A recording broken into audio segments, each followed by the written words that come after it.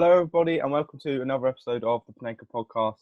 I am joined by Kyle and Tom, and today, following the culmination of the Premier League, we're going to be doing a review of this Premier League season. We are going to go through team by team. I'm going to go from bottom of the league to the top. So we're going to start off with the relegated teams, and we're going to go with Norwich. Worst team in the league by far. Awful. Yeah. Started relatively well. You thought maybe, Pukki will get the top scorer here. I was thinking, I had a bet on Pukki top scorer. I thought, is he going to score some goals? But and it just went downhill. Yeah, obviously they had that win against Manchester City, and then I think it just all went down the hill from there. I think they played very attractive. And that goal against the win against Leicester. Sorry. But yeah, I think they play attractive football. I think they're just kind of like a worse Brighton. I just don't think they have the players good enough at all, like quality wise. I just don't think they're Premier League ready. It's a bit weird because they've got players like Cantwell, obviously Pukki at the start of the season looking good, and Buendia as well, who look like they could have an impact when the league started. And I think it's just the worst players over tops the good players.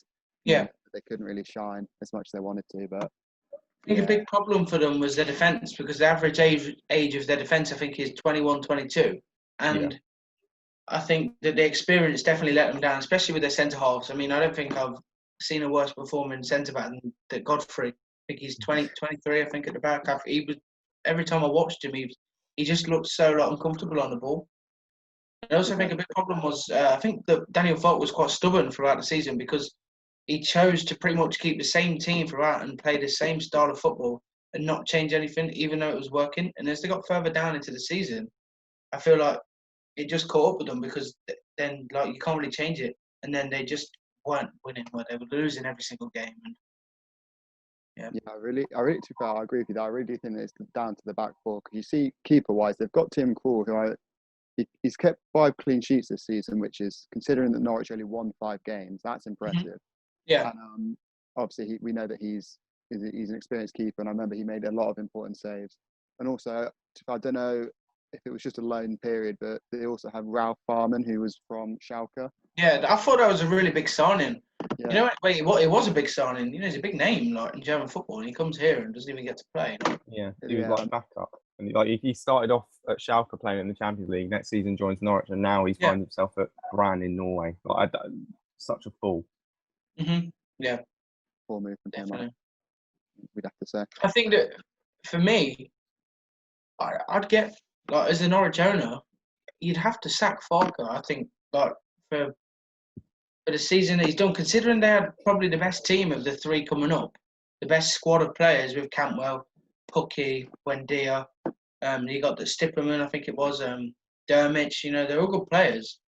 Jamal Lewis and Max Aaron's 2 young, fast, talented fullbacks, and then he's completely gone and rock bottom of the Premier League, and I don't know what's next for them. Good squad to step up the Championship, but will they lose their players or keep them? You don't know. Yeah, I think Norwich have got a sort of a project going on. That's why they've got Daniel Farker. I don't think they'll get rid of him. I don't think they should either. They've already brought in 4 players for next season, so they're already rebuilding. And I think when Farker first came in, they finished mid-table in the Championship, and then obviously they won the league next year with all their young players coming through. I think it was just a bit too early.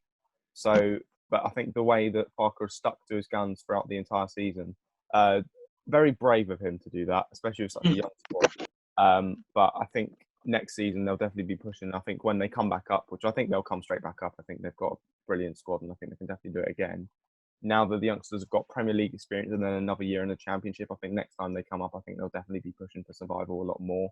But it's a project over there, and I think Norwich are definitely a well-run club, and I can see them coming back up. Anything else?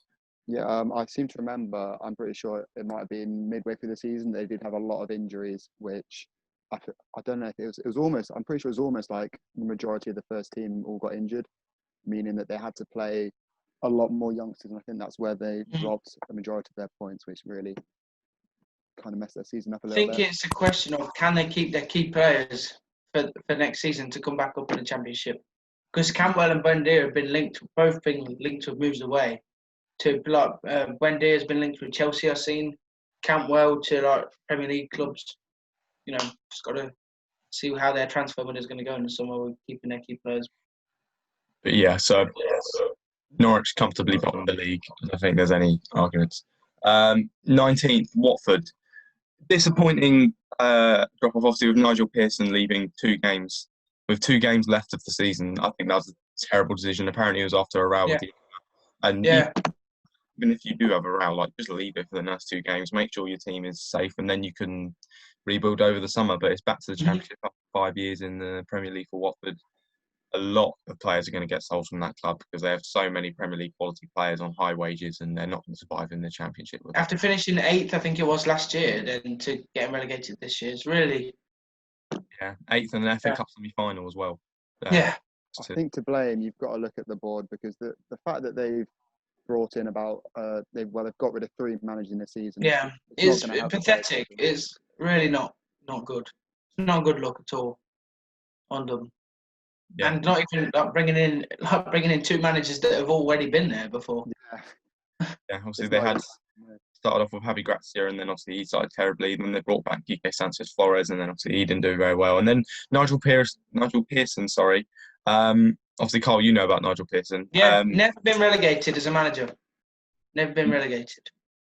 Well, I mean, he could have got relegated this time around, but obviously. Exactly, and he kept that record with Yeah, I think he's probably the type of manager that a team staying up needs. You'll literally be very real with the players and just kind of tell them how it is. He doesn't take any messing at all. But yeah, so I think that's it. Watford, I think. One thing we need to remember, they did beat Liverpool 3-0, but I think that was with without their manager. I think they had their just like the interim manager or whatever. Yeah. So, yeah, they do have the quality. I mean, obviously it was a poor performance in Liverpool, but they do have the quality. They've got players like Decore, like Sarr, who I thought had a good season. But yeah, it's going to be. I think they might lose a lot of players. Yeah, I think his Mela Sarr is definitely going to be off as well. I think he's definitely Watford's better player. He's only 21, 22, very young. Obviously brought him in for like 30 million from Rennes in France. So I think Watford have got a lot of players on high wages. Decore, Deeney, all of these types of players who are definitely Premier League quality players as well. I think Watford are going to have a major clear out this summer, and I think we can definitely. I think they'll stay in the Championship for a while. I feel like they'll just be Stoke, which is a little bit better, where they'll stay down in the Championship for a couple of years, but obviously stay mid-table, because I don't think that's okay. I don't think that. I don't know. I don't mean the club's run well enough for them to jump back up straight away. No. So you talking about Watford still, yeah? Yeah. Yeah. I think you've got Decore and Caputo, the big players. They're the favourites, so yeah. Yeah. I'd have Sarr at Leicester with no flash. Yeah. And then we'll go on to the final relegated team, Bournemouth. I think everyone feels sorry for Bournemouth because they're such a small club, and they probably shouldn't be in the Premier League in the first place, but Eddie Howe's done a magnificent job to even keep them in the Premier League for as long as he did. Obviously, rumours about him leaving. I personally think that they will keep most of their players. I think they'll definitely be pushing towards the Championship, top of the Championship next season, but I don't know whether they'll have enough in their squad to jump straight back up. I think a big problem with Bournemouth is they don't have a lot of money at all, do they? You know, you see this with still having an 11,000 capacity stadium in the Premier League is really something you don't see at all. It's never it's not happened. I think a big step for them in that sense would to be extending the stadium, but where are they going to get the money from? You know, but I think that's a big thing for them. You know, getting in players who are known well, and I think I don't know how to say it. They're a very small club, aren't they, Bournemouth? They probably never expected to be in the Premier League for 5 years ago. And I think the big step is to get money, maybe a takeover. I don't know, but is that going to happen? I think one problem as well, I think they didn't quite spend the money right this season, a couple of seasons, because they bought in Solanke this season as a striking option, but out of all the players in the market, you don't really pick Solanke, considering I think he'd only scored 1 goal for Liverpool in the actual Premier League, and they brought him in. obviously towards the end of the season he has got a couple goals, but I feel, especially in the position that they were in, you need someone who's a bit more prolific and who you can rely on a bit more than Solanke. Yeah, I think Solanke definitely has potential. I think it's more just the amount of money they spent on him. I think they bought him for like 20 million, which is way overpriced. Yeah. But I think typical Bournemouth, isn't it? Bought Jordan on for 50 million as well. Like, what's he done? just poor recruitment. That's £35 million literally I wasted. think they've been unlucky though. Released. Like, Callum Wilson's been out for the majority of the season, hasn't he? Like, not played at all, really. Yeah. Scored only a couple of goals because of the lack of game time that he's had and due to injuries. And I think that Josh King is bigger than the club as well. That he can go somewhere else, and he kind of, whenever I've seen him, he kind of plays for himself. Like, he doesn't pass a lot. He's quite a greedy player. I think you've got to have the players around you, haven't you? Like, yeah, I think Bournemouth will definitely be losing some of their key players. Callum Wilson, Josh King, Ryan Fraser's obviously already gone. So we'll then move on to Aston Villa, who survived by the skin of their teeth on the final day. I think they'll go straight back down next season, personally. But I feel like they've spent a lot of money, but they've basically just done what Fulham did last season. But they've definitely 100%. Just about. I think if they lose Grealish, they'll go down next season without a doubt. Yeah, I think Grealish is definitely going to go. Obviously, he nearly moved to Tottenham last summer, and I think there's rumours about Manchester United, I think, as well this season. So, yeah. But I'm definitely happy that Villa stayed up over Bournemouth. You know, because I don't mind. As a Leicester fan, even though they're quite a rival, I don't mind Villa as a club. But I like the players that they've got in the team. I like Jack Grealish as a rival fan. Good. I'd love him in our team, especially. But I think, like you said, surviving only by the skin of their teeth this season, I think that they'll probably be in a lot of danger next season. Especially with Leeds coming up, they're probably more ambitious than Villa. They have the momentum coming up from the Championship. It's going to be tough for them next year if they don't get the right players in. Yeah, like I was saying before we went live as well, it does tee up a couple interesting fixtures because now you've got West Brom coming up, which means that they're going to have a nice little derby with Villa, and also, as I said, we've got Wolves as well. We've got a couple little like three-way derby going on there. I think that'll be nice, interesting to watch. But I think we've got to remember that purely the reason they've stayed up is that the disallowed goal. Oh man, should have been a goal against. So annoying. Against Sheffield United. And now Bournemouth have appealed against it, haven't they? Like they've taken legal action, which is fair enough. Like you would, wouldn't you? But I don't know how far they're going to go with it. You know. I'll say I think Aston Villa have stayed up purely because there have just been worse teams, but I think they've still been terrible. Yeah. I think the gap between the bottom sides in the Premier League and the top have never been bigger. I think. But then we'll move on to 16th, West Ham, massively underachieved this season. With the amount of money they've spent and the players they've got, obviously you can watch our West Ham rebuild to see what we think about it. But yeah, I think they should definitely be pushing higher next season. Philippe Anderson, he's not even I've not even seen much of him this season. Maybe I just don't notice him if he's playing, but man, he's a former Champions League player. He's playing in Champions League week in, week out. They've got other players like that as well.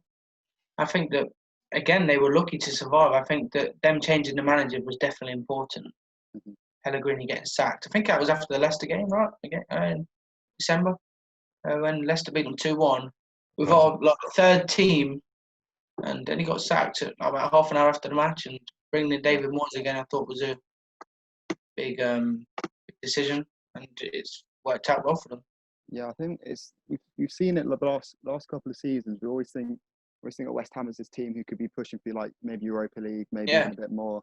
But each season they just seem to disappoint. I don't know if it's they're just not bringing in the correct players or the right manager, getting the right system going. But yeah, they've got like you said with Philippe Anderson, and they've got talented players. They've got Haller, Mikel Antonio, who's not even been involved, has he, Haller, really? No, Mikel Antonio obviously showed. Yeah, Antonio scoring goals towards the end of the season was massive for them.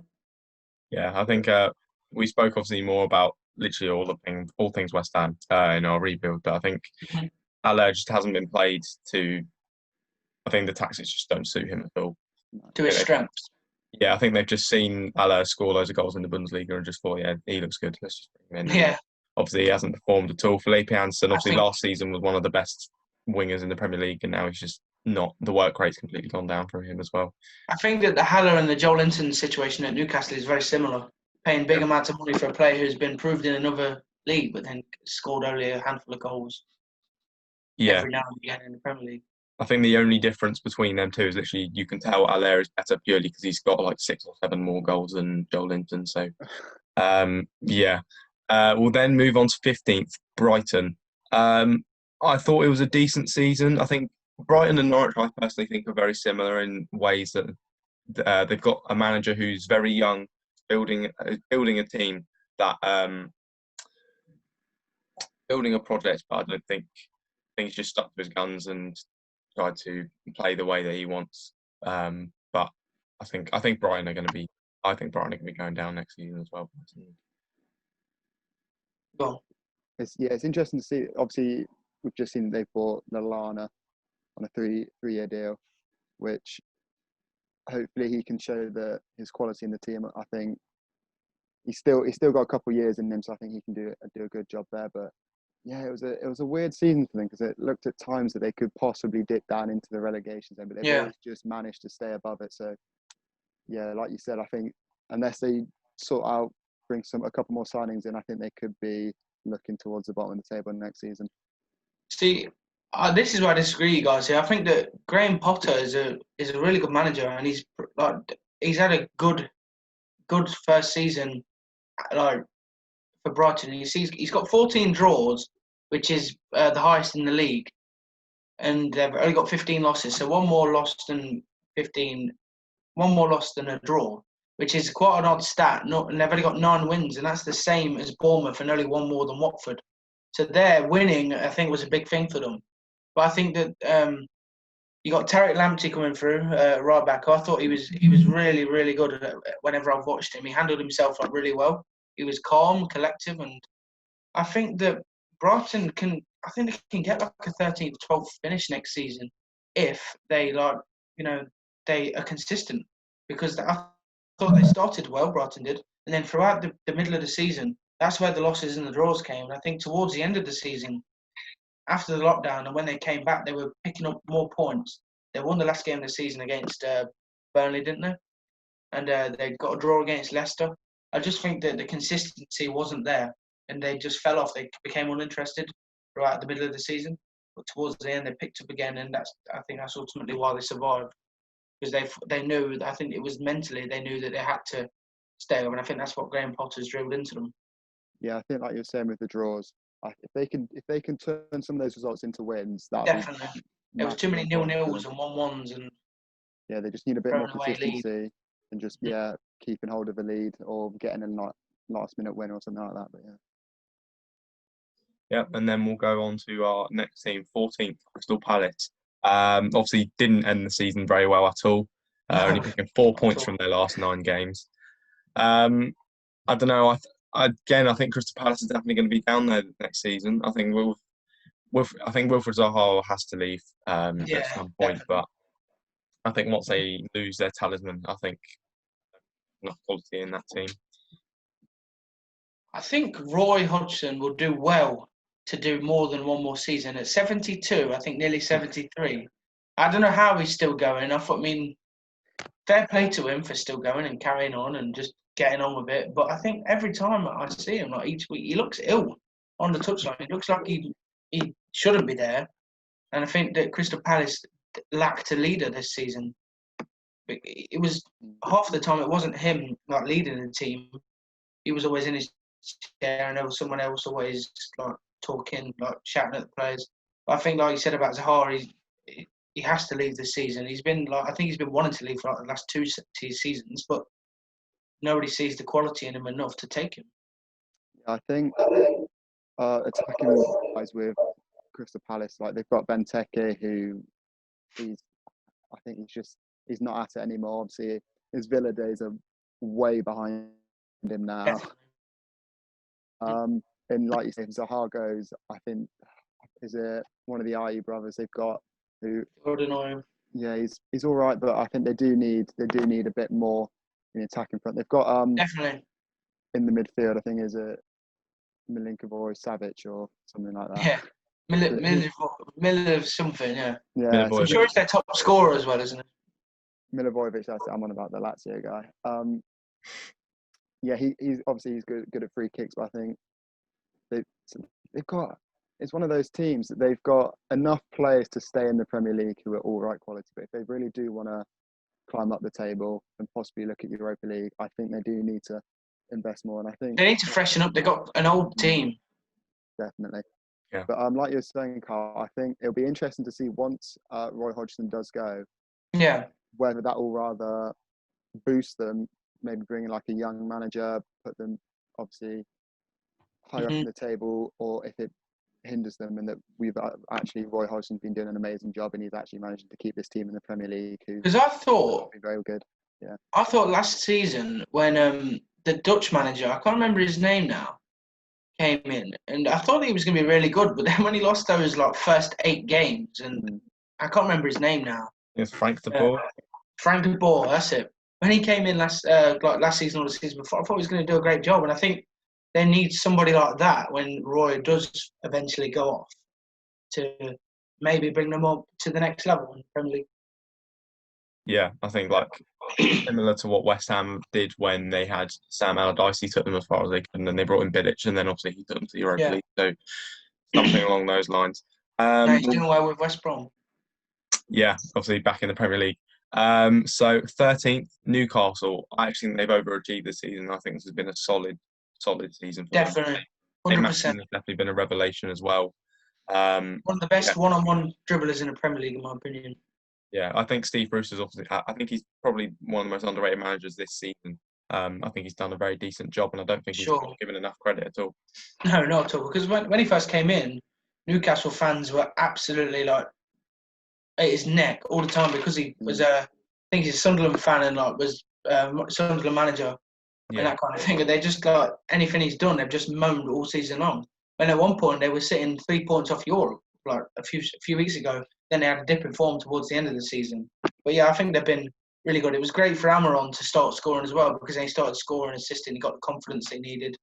And they just need Joel Linton now to step it up and attack, and they can go from there. I think the takeovers, I think, is a bit of doubt at the moment as well. So I think depending on what that happens, I don't know if Bruce will be here next season if the takeover does happen. But I think you give Bruce another year and then do the same as, like we said, with Crystal Palace, maybe get someone in with a bit more expansive football to take them to the next level.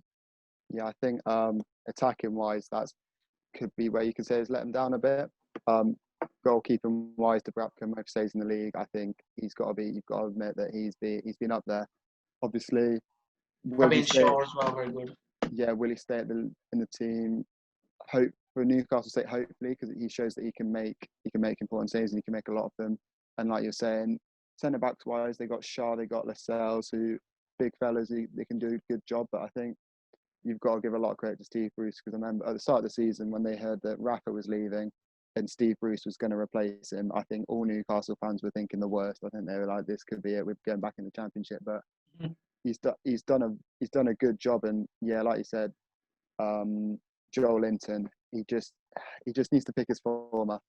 Yeah, the amount of time I've seen him running one-on-one and like it just completely fluffs the shot. Like, that's obviously confidence, isn't it? You know, first season in a foreign country for him, and he's probably can't talk that well English. I'm not to any conclusions, but the communication I never really seemed to see it. It was always he was like quite frustrated on his own, but no one was giving him support on the pitch. I also think that the Longstaff brothers' relationship is going to be really, really big for Newcastle. I think they could potentially go on to be someone like the Toure brothers, like a well-known English brothers are going to be playing alongside each other.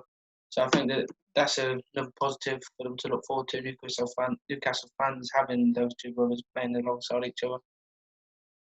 Yeah, if they can keep those two, I think that'd be important, because I think it looks like one of them might be. Yeah, I think Matty Longstaff's contract is coming to an end this season. So I think Steve Bruce has been talking for the last month of we've offered him a deal, we're trying to tie him down.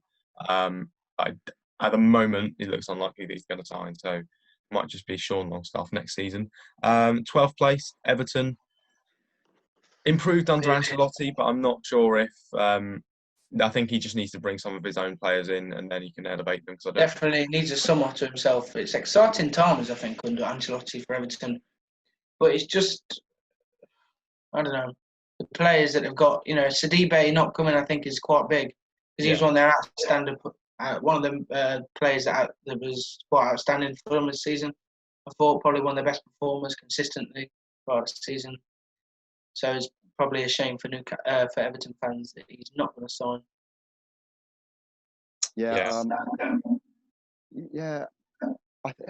There's a lot of, obviously, I'll highlight it now. Pickford made a lot of mistakes this season, which could have made his season rise up a lot higher in the table. And you've got players like Moise Kean, like Calvert-Lewin, I think, is it Kennedy coming back or Kenny? Sorry, Kenny. Yeah, I don't know what his name is, to be fair. Yeah, John coming Kenny. back. And I think John. Under Ancelotti, I think he can hopefully, for Everton's sake, turn those players into good, because we know Moise Kean, especially at Juventus, has had a very good season before he left. Yeah, he was like contender for Golden Boy, wasn't he, as well? Yeah, in so that year. Then he joined Everton and it kind of deteriorated a bit. So hopefully Ancelotti can revitalise his career a bit. Obviously, if you saw our Soccer Sunday, Callum was loving the Moise Kean show over there. He was getting so many chances. Like every 30 seconds. Oh, Moise Kean. Yeah. But every time, obviously he had a I think the Italian relationship there is really, really important for Ancelotti and Moise Kean there. And as long as Moise Kean has a good start to next season, I think he could be starting there week in, week out with Richarlison, who I do think Richarlison is a top-class player, one of the best strikers in the Premier League for me. Yeah. I think also, I might just quickly mention, I don't know if it's whether it's just been a bad season for Pickford, or do you reckon, I'll just open out to you guys, do you reckon they should get a new keeper for next season? I definitely think they need a new backup goalkeeper, considering that Martin Stecklenburg has gone now. They've got Jonas Lothar, who's obviously spent their season on loan at Huddersfield, but very well. I'm not really sure if he's really the type of backup keeper they want. Younger to come through and replace Pickford in a couple of years if he continues to perform badly. Yeah, I think Pickford might have lost his place for the Euros. He's going to have a big season next season if he's going to reclaim that spot, especially with Nick Pope as well playing very well. But we'll get on to Burnley. Next up, Southampton. Since that 9-0 defeat to Leicester, they've been very decent. Yeah, they've been very decent. They were third best team in the league since the restart. So you've got to hand it to Ralph Hasenhüttl for bringing. I rate Ralph Hasenhüttl as a manager so highly. I think he is a great manager. I think that Southampton are really, really lucky to have him there. Yeah, but I think if Danny Ings leaves, that could be pivotal in how they do next season. But obviously, they've got to do everything. Although I don't think Danny Ings will leave. I think he'll see that there's a project going on with Hasenhüttl, and he's got Che Adams, who's still young, and he's scored a few goals towards the end of the season. I think that partnership next season, they can keep those two scoring and then keep those two together. I think that's going to be really good for Southampton. Yeah, I think you've also got to give a fair shout to the board, because I think they could have easily seen that 8-0 defeat and thought, oh, his time's up. Like how we've seen with Watford, had a few bad performances, they just got rid of the manager. Yeah. I think the club as a whole, I think they have to be given credit, because they've trusted his vision, kept him on, even though they were in the deep parts of it. And then they've done very well, considering now they're 11th in the league. Yeah, I think we've also got to mention that Højbjerg is probably going to be leaving. I think it's Tottenham at the moment, but Everton are also interested. But I think it's better to get him out of the club as soon as possible, because you don't want negative energy in the club like he seems to have, attitude on him, and dropped from the captaincy, which I think was a good decision from Hasenhüttl, because can't have someone that thinks they're better than the team as the captain. I think it shows great leadership from Hasenhüttl to revoke him of his captaincy there. Yeah. Okay. We'll then move into exactly mid-table, 10th, Burnley. I think it's a solid season for them. Obviously, last season they struggled having to deal with the Europa League at first, but they've adjusted again this season. I think they've done all right, but I think they need to start pushing higher up the table. Nick Pope's obviously been one of the best goalkeepers this season. I think it's like 14 clean sheets this season, Yep.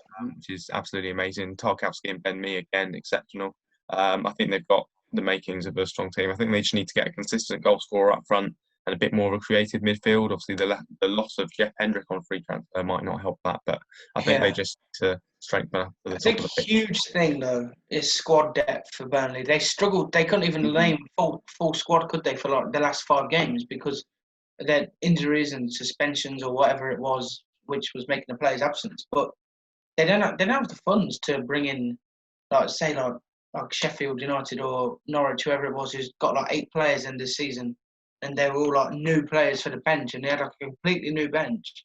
And Burnley just don't have the facilities to do that. And I think they've done really well to finish 10th place, having more wins than losses. And I think Sean Dyche has done another great job for Burnley this season. Yeah, I think he's been calling on the board recently because I think he's been saying, like, okay, we need to inject more money into the playing staff to push the team further forward. It's absolutely right. That's where the rumours of Dyche leaving came from. He was getting a bit frustrated with the amount of money being put in. Yeah, I think it's a classic Sean Dyche show, really. He knows how to set up a team to defend well. Yeah. There's no doubt about that. But like you guys were saying, I think they, attacking wise, like you see Chris Woods, I think, is it most offsides this season? He's not at it at all. I think Sean Dyche knows how to hold the lead. Yeah, sure. He knows how to hold the lead, but the most important thing is getting that lead in the start, and I think that's where they need to improve a bit. Yeah. But I think we can agree that it was a very solid season for Burnley. Yeah, I think we'll then move on into the 9th, probably the most overachieving side this season, Sheffield United. Chris Wilder has got them playing some beautiful football, overlapping centre backs, which is something we've never seen in the Premier League before. Can Sheffield United push on next season though? They need to reinforce. I think that a big rest is needed. This next few weeks is huge for Sheffield to refuel for next season, because I think that they had such a fantastic first 6 months, and then they kind of fell off a little bit towards after January a bit, and after the lockdown for sure. They went on 5 games straight without a win, didn't they? I think they only beat Chelsea. But I think they've got a good squad of players who are very determined and they show passion every time. You got John Egan, Lundstram, and who is it? The other one, other defensive midfielder. You got Sander Berger as well. Fantastic signing for in January. Lise Mousset scoring goals will be good for them again next season, and Ollie McBurney as well. They've got a great squad overall, I think. But Sheffield. Yeah, I think as much as you say we're praising them at how overachieved, I think we've got to highlight that they could have easily done a lot more. I think that I don't think that it's the right term, overachieving. I think that it's just a solid season. I think, and they've done really well. I didn't expect it at all. I had my predictions as Sheffield to go down as 20th at the start of the season. So fair play to them. Well, I got a little thing here. Before lockdown, they were 7th with a game in hand, meaning that if they'd won that game in hand, they'd have been 5th, and that's Europa League spot. Crazy. I think after lockdown, I don't know what it must have been, that first game against Villa, the 0-0 of the disallowed goal, because since then they lost, and right after that they lost 3-0 to Newcastle, which is a game that I believe before lockdown they would have easily taken the chance and got the 3 points there. But I think the problem we've got to highlight with Sheffield United is they have to bring in new players and they have to keep building on the squad. You've seen teams like Bournemouth who haven't really built on their team and brought in world-class players. Well, not world-class, but improvements to their team. They could see in a couple of seasons they might go down. So if they want to keep Premier League status, they need to keep bringing in fresh players. But a player that they should definitely try and keep hold of is Dean Henderson. What a season he has had. Yeah, I definitely think I think he might be re-signing on loan. I know Sheffield United are definitely working on that deal. But whether Manchester United want to keep him, obviously we'll get back onto them later on. But yeah, I think Sheffield United just need to get a creative midfielder in. I think John Lundstram might be leaving at the end of the season on a free. But Sheffield United have already been linked with John Swift of Reading, so clearly they are looking at that creative midfielder spot. 8th, Arsenal. Weird one, Arsenal. I think now under Arteta they've definitely got the potential to be, I think next season, Europa League is definitely on the 100%. cards. I have a lot of respect for Arteta. Yeah, I personally think like Arsenal need to lose the FA Cup because I think they need a year out of Europe just to refresh and just focus on the league solely. Agreed. So then they can push on next season because I think they've definitely got the potential to be. They've got the fan base, they've got the money, they've got everything going for them, and now they've got that manager who I think is going to take them to the next level. After they went through, Wenger was doing bad, wasn't he? And then now I think they're at the stage with Arteta, who's took everything he knows from Pep and is putting that into Arsenal now. And I think that they've actually had a good season. It's just the 14 draws, which is completely like why they're in 8th place. I think if they had those 14 draws into wins, they're in the top 4. 12 more points would have got them, into the top 4 there. Mm-hmm. And I think that Aubameyang getting on a bit, but still scoring goals. And I liked Unai Emery. I did. I'm probably one of the few that liked Unai Emery. I thought that he was definitely hard done by Arsenal fans and the players and the media and everything. Made him to be a complete idiot. And I think that nobody had any respect for him. And now I'm glad that he's got the Valencia job and he can do well in Spain. It's his native language. Hopefully he does better there and, he earns a bit more respect from people. I think once again, similar to Everton in an aspect, there was a lot of individual mistakes in this Arsenal team. You see, which I still can't believe that David Luiz he signed a 1-year contract with the team. I still can't believe that he set a record for the most penalties conceded by a player in a season, which is, I think it was 5 penalties. And that alone should say that he shouldn't be in the team. But he always has those one games where he just outperforms the other team, like I think it was against City, which is the team. But it's a weird one because they've got Aubameyang, who I think second highest goal scorer this season, one behind Vardy. They've got a good youth system coming through, playing a lot of youngsters, but I definitely think it's that defence needs to be improved on. Obviously, we've seen against like Liverpool and City that they have been able to set up shop and defend as a whole. But I think it's when against the lesser teams when they're attacking and they're pressing high in the opposition's half, they need a back four who can just rely on themselves as a strong back four. I think players like I said, David Luiz, they just don't have that pairing of 2 centre backs who can just work well together and sustain the back four. And I think if they improve that. I've got a bit of a controversial one here. I actually do think that personally, I think that David Luiz is quite underrated. Like, it sounds stupid. Like, people will laugh at me for that, but I do think that he's still got it. He just, there's 5 penalties and the red cards that he gets just lets him down. But like the City game, you can see what he can do. It's just like Tom just said as well. He needs someone a pairing, which is going to be them 2 centre backs paired consistently, like we've seen at Leicester with Evans and Soyuncu. I think that they make each other better as they go on. I think that Luiz needs someone younger than him. He's like Evans. He's had the experience. He's played Champions League. He's won the Premier League. I think that now he needs somebody like a Soyuncu. I think William Saliba is coming back as well from his loan from St. Etienne. I think that if those 2 got together, a youngster and like a veteran player, I think that's exciting news for Arsenal there. Yeah, I think David Luiz definitely in that game against Manchester City, him and Mustafi were excellent. Didn't let any balls get in at all. Didn't let Man City have any chances whatsoever. So I think you can see just from that performance alone that they definitely have the potential to have a really good centre-back pairing. I think Arsenal should definitely be going into next season with a positive mindset. We'll go into 7th, Wolves. Again, solid season by Nuno Espirito Santo, one of the most underrated managers in the league. He's consistently got them top half finishes in the 2 seasons they've been up. That Portuguese lineup has just done it again. I think they could even go on to win the Europa League this season. I hate to say it because I hate to see Wolves doing well because, they're quite a rival for Leicester being in the Midlands. And just to watch them, like when Leicester were going through their really bad patch, and when I went to see Leicester versus Wolves away, the Molineux, watching Wolves and the fans and their atmosphere was like really good. It was really good, and it kind of hurt me. And then I thought, like when they got through the group stages of the Europa League, I wanted them to go on and win it.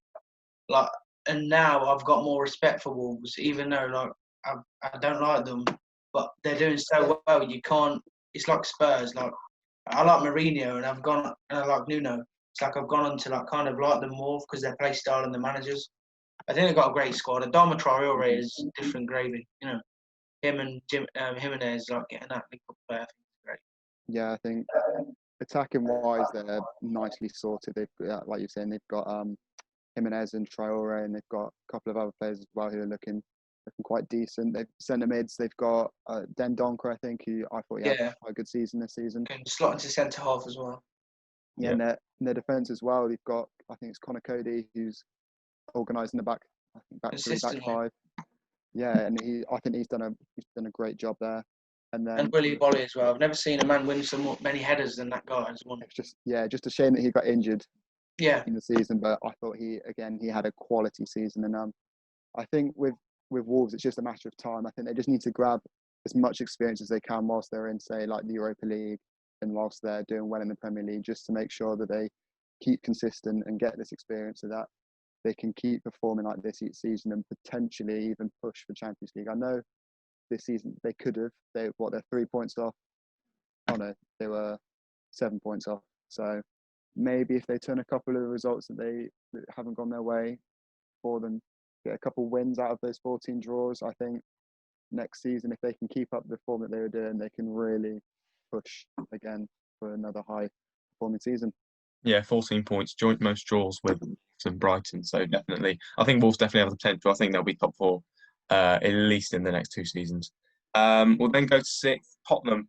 Mixed season, I'd say, going from Champions League finalists and obviously how well they did, and obviously Pochettino didn't start very well. Mourinho coming in, he's been very divisive among the Tottenham fan base. I think personally, I don't think Mourinho is the man for them. I don't think he's a manager Tottenham need, especially at this time as well. They've got a squad that are now heading into their prime. They're all about 27, 28, all of their players, and obviously they've played with each other for a number of years. I think they just needed. I think they need someone else. I'm not sure if Mourinho is really the man for them. I like Mourinho a lot, like from Chelsea and what he's done at Madrid into Milan, and now he is getting on. Now Mourinho, but you know he's still got like 10, 15 years in him anyway, because as all managers do. I just think that his play style is really not attractive, and I think that's what lets him down and lets Spurs down. Which can let Spurs down in like attracting players. Like they've only just finished 6th on the last day, got into the Europa League spot. And I think that players like Harry Kane as well, he's getting on a bit, and I think they need more young reinforcements. Like you said, they're all getting into their prime. Yes, they're getting into prime, but they're also getting on a bit. And yeah, I think that's going to play a factor if they don't bring in some youngsters and get rid of the deadwood as well, like they've got. I think Eric Dyer is not good enough for them at all. No, I think the players and the managers need to have a bit just trust Mourinho. Obviously, we know that he can just grind out for a result, and I think being in the Europa League next season could easily help them. I feel because they're looking for that they're desperately looking for that trophy, and I think the Europa League is perfect for them. I do see them making a good run in the Europa League next season. Obviously, like you said, I still think that this season, however, it is disappointing for them. Of course, they would have liked to have had Champions League, but I think maybe it's a bit of a blessing in disguise if they really want that trophy, and because they could easily put all their focus into that Europa League, win it, and then get Champions League next season, so they don't have to worry quite as much about placing in the Premier League. I agree with you. And I think, especially with Mourinho, he's known for what he does in Europe. He's well experienced in that field. So I think Tottenham, they just need to be patient and just trust in what Mourinho is doing, because I think he can push them for a title that they've been looking for. Yeah, I think obviously Tottenham, I think they recently tied down Dyer and skipped till 2024. Dyer's not leaving. And then we'll head into 5th, and I'll just let Carl deal with this one. Leicester. Go for it. Leicester. Well, I think that overall it's a good season, but deep down it's very disappointing, considering the position we was in, 14 points clear of Wolves and United in January, and then I do get lost of words when thinking about. We was in second place at one point, second place, and then that run that we went on from October to December was just so great. Everything was clicking.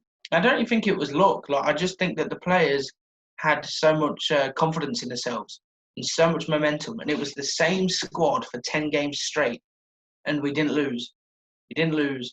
And then I think that Ndidi got injured, and we drew against Norwich, and that's when it all went wrong. Then after that, we got battered by Liverpool, battered by Man City, and then stupid losses to Burnley, stupid losses to Norwich in January, and ultimately, I think that the injuries really, really came and stabbed Leicester in the back. Losing Ricardo was massive. The best right back in the Premier League, in my opinion. And I think that, this next season is so huge for Leicester and Rodgers especially. I think the Europa League, I'm excited, so excited for the Europa League. Not been in Europe for 4 years now. We're back, but would have rather obviously been in the Champions League. It's still looking up for Leicester. We've got a young squad, Vardy's still, top scorer in the Premier League. I thought that was an amazing achievement for him. Getting his 100 goals in the Premier League, a great achievement. I just think that if we have a good window and attract some players and get a better squad depth, get rid of the deadwood, what we need to get rid of, free up some cash, free up wages, I think that next season is going to be a good year for Leicester again. Quick question for you now. Do you think that obviously not having fans after lockdown, do you think that played a big part? Because I'm just looking at the table here. Before lockdown, you were third with 5 points clear of fourth, and then obviously since then you've dropped down to fifth. Do you think that not having fans in the stadium really hindered your performances, especially when you needed to pick up those points against the lesser teams? I definitely think, yeah. For example, I think that the United game, or the last game of the season, the fans there, it would have been an incredible atmosphere there. Having even the United fans and the Leicester fans, going at each other all match long and having the chanting and everything going behind them. I think it would have given them a lot of momentum to go on and win that match. But I think that when the stadium's completely silent like that, and I think it's played a huge part. I mean, we was playing awful before the lockdown anyway. Like, we picked up only a few points from December to March, and somehow kept, there was a win every few games, which kept us in that top four. But I think definitely the not having the fans in the stadium was big for Leicester, because they're known to have a good atmosphere home and away, Leicester are, and not having fans was probably a big reason on why they slipped out of the top four, as well as Brendan Rodgers making lots of stupid mistakes. That is. Yeah. Okay. We'll then move into fourth place, Chelsea. I think Frank Lampard has done really well this season to get top four. I think he's definitely built the foundations for a really good Chelsea team to come over the coming years. I agree with you. I think they've got a lot of young players coming through. Mason Mount, Reece James, Tammy Abraham, Hudson-Odoi, I think could leave maybe this season, maybe on loan or permanently. But I think, he's done really well, Lampard has. He's got it going. He's got the midfield. The midfield is brilliant. I think Chelsea's defence has let them down a few times, but ultimately they've got Champions League in the end, so it doesn't matter. And I think that's something they can build on for next season. Yeah, like I was saying on the Weekly Waffle yesterday, if you haven't seen it, go check it out.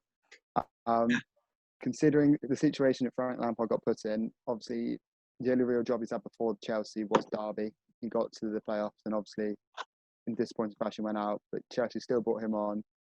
Chelsea had that transfer ban, had just lost Hazard. So in my opinion, it wasn't looking good for Chelsea. I did not see them perform as well as they have. I agree. The fact that they've now comfortably got, well, not comfortably, but now they have Champions League football and an FA Cup final, I think it has to be said that Frank Lampard has done a brilliant job. And with the signings coming in next season, with Werner, so exciting if you're a Chelsea fan right now. And you've got players like Pulisic just picking up his form towards the end of the season. I think it's really looking good for Chelsea. I know that Frank Lampard has come out and said that Kepa will not be his number one keeper next season, and that he should go looking for a new club. That's quite interesting, I feel, especially as Chelsea last season spent the big bucks, or not last season, the season before, spent the big bucks on him, making him the world's most expensive keeper, and now they don't want him. I think that really shows that Frank Lampard kind of has a hang on things, and like he's in the driving wheel a bit here. And if he doesn't like a player in his team, even though they've spent a lot of money on him, he won't have them. So I think it's going to be interesting to see who Chelsea bring in as a new keeper. I think he's a really confident manager, Frank Lampard. He's not afraid to speak his mind about anything, and I think that's what's so good about him. He believes in himself and he believes in his team, and if something's not right, he will definitely change it. He's done it a few times this season. He told Kepa, you don't perform, you're going to get dropped, and he's been dropped like a few times. So I think that Lampard definitely they're up there next season again, Chelsea, for me. Yeah, okay. We'll then move into third place, Old Trafford, Manchester United. I think this definitely been a season of progression. Again, obviously, I don't think they started off very well. Obviously, Ole again causing a lot of debate around the fan base. But I think at the end of the season, the last 12 games in the league has been unbeaten. I think he's definitely shown what he's capable of. And then obviously they've still got the Europa League left to play. Could they go and win it? I reckon they could with the form they're on.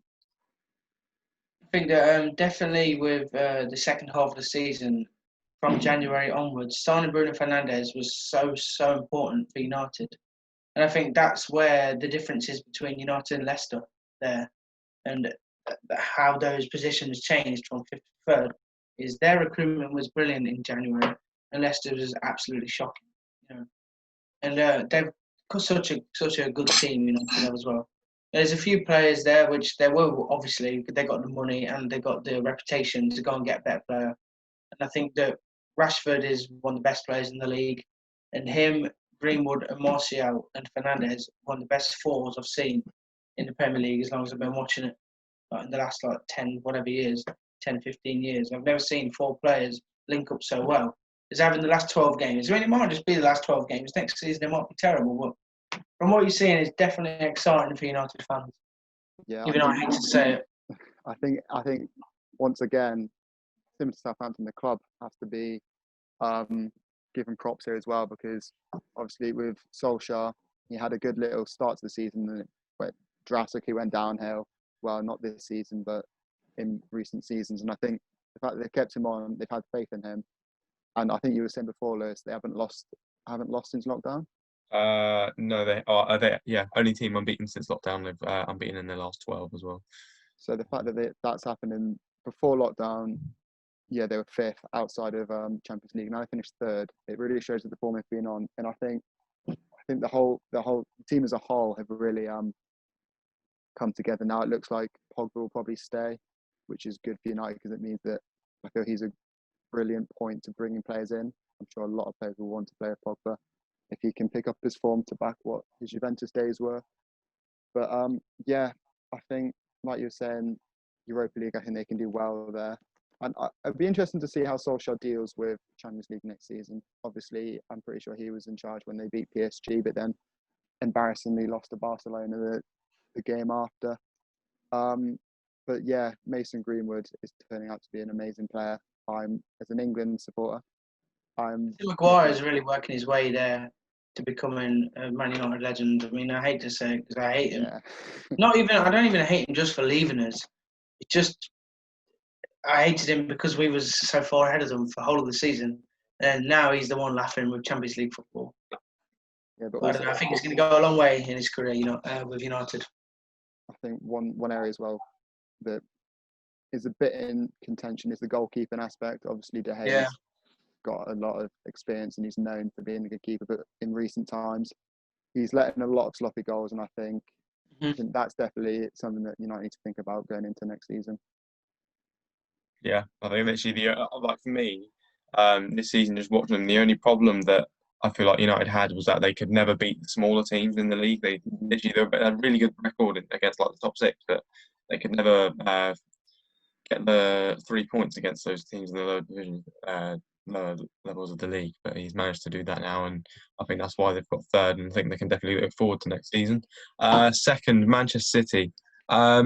Probably a poor season in their regard, but I think that next season, I think Manchester City are definitely going to go for it. Bounce back. I don't think that if Man City don't win the Champions League this season, I think next season could be Pep and Sergio's last season there, Sergio Aguero, because of Pep's. There's been a lot of speculation of Pep leaving if they don't win the Champions League, and Aguero, I think that he'll probably leave if they don't win the Champions League as well, because I think that Aguero kind of coming to the end of his career, probably wants to go and win some like different trophies, just not the Premier League and the FA Cup every year. I think that he could definitely go back to Spain, Aguero, or to Italy or something, following the footsteps of maybe like Lukaku or something like that. But yeah, overall, I think they've still got a better squad than Liverpool. Still prefer Liverpool and Man City. I put them two together. I think Man City win. Yeah, I think the job's there. I think this season they've just had a couple games where they just haven't looked like themselves at all. Like they lost to Norwich, lost to Wolves. I think they're due to Crystal Palace as well. I think in those games it just looked like, I don't know, it was just a bit rusty from them. It wasn't quite themselves. I honestly do think if they don't win the Champions League this season, it's a poor season from them. I think they've only won the Carabao Cup. Did they win that? Mm-hmm. Yeah.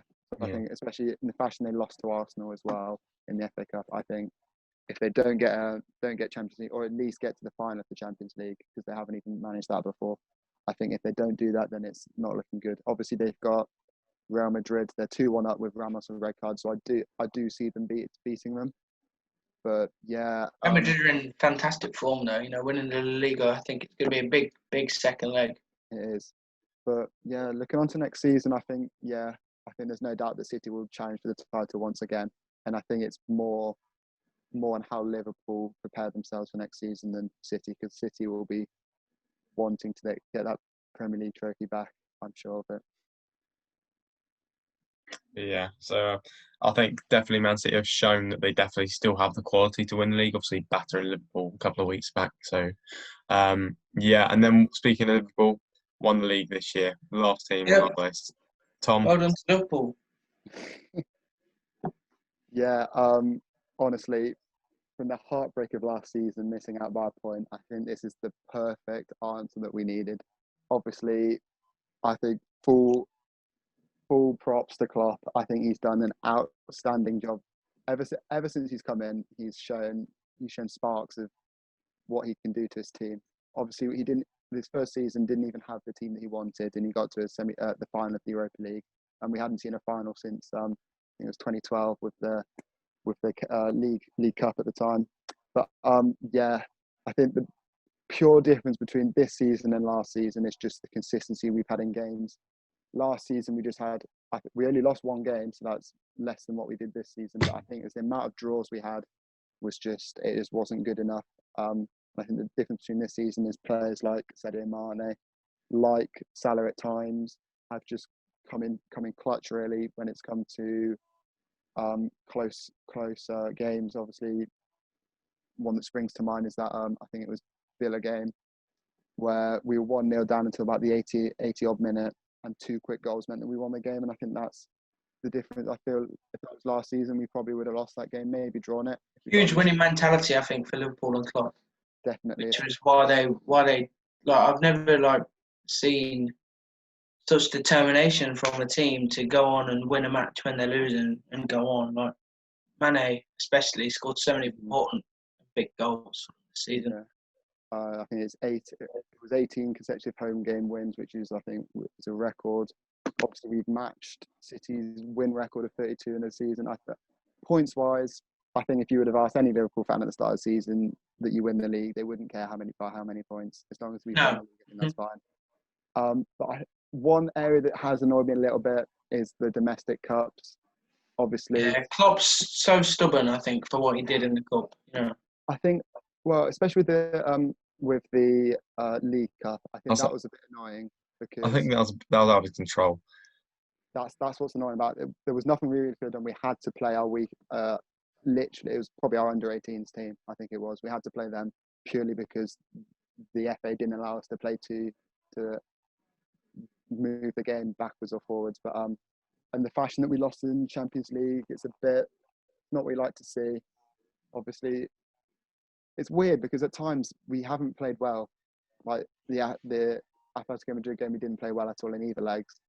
But in games in the Premier League, we haven't exactly played well, but we still got the win. And I think that's the main difference between us this season and last season. Last season, we didn't play well and we lost those games or drew those games.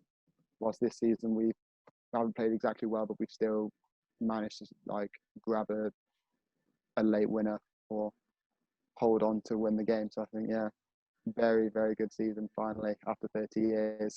Go on. Well done to Liverpool. I've just pulled up this table here of what the table would have been like if VAR wasn't in place. And Liverpool do still win the league with 94 points. And Wolves coming up 4th with 68 points. United on 5th. Leicester at 6th. Man City still 2nd. Chelsea 3rd. Tottenham in 10th. 4 places lower. And they wouldn't have got Europa League if VAR wasn't in place. But of course, that's the new second nature of football now, and VAR's here. And the first season, VAR has been used. I think it's been very up and down, hasn't it? Yeah, VAR is obviously divided. Well, I wouldn't say divided, but no one likes it, basically. Just needs fixing. But I think Liverpool's done well, but obviously still they lost 3-0 to Watford, who ended up getting relegated. So I think that sums up that no team is ever going to be perfect, because that Liverpool team is going to be one of the best teams we've ever seen. But it shows that anything can happen in this league, I think. And that's where we're going to end it, I think. So thank you for watching and listening to our Premier League review of the season. Please listen to us on Spotify, subscribe to us on YouTube if you haven't already, like the video, and follow us on Twitter and Instagram. And for now, it's goodbye from us. See ya.